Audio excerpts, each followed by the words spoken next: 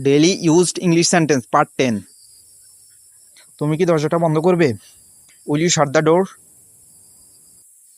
দয়া করে আমাকে একা থাকতে দিবেন। Would you please let me alone?